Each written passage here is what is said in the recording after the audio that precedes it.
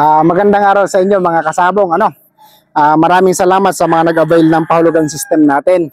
And sa mga nagtatanong ng yellow-legged hatches natin, so itong broodcock na ito mismo, nakasalang to, ito yung ginagamit natin sa ngayon. So ito ay F1 ang imported.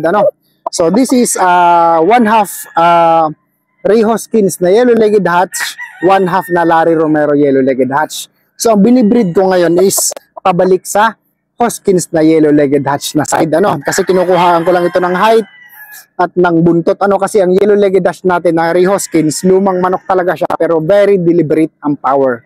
Talagang dun kumukuha ng power sa mga Bruce Barnett sweater natin pag kinukuha natin sa kanila.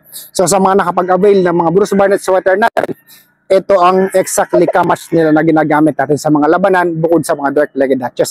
Kasi ang kaibahan naman na itong mga yellow-legged hatch sa mga dark-legged hatch, ito pag pumalo, solid talaga. Largado yung pa, talagang sasaktan ka talaga niya. Katawan talaga ang punteriya. Ang mga dark-legged naman, medyo maratrat, pero powerful pa rin. So ito, tingnan nyo. Ang ganda nitong yellow-legged hatch natin. So sa mga maraming salamat sa inyong lahat. Sa mga nakapag-avail, hulugan mo na yan.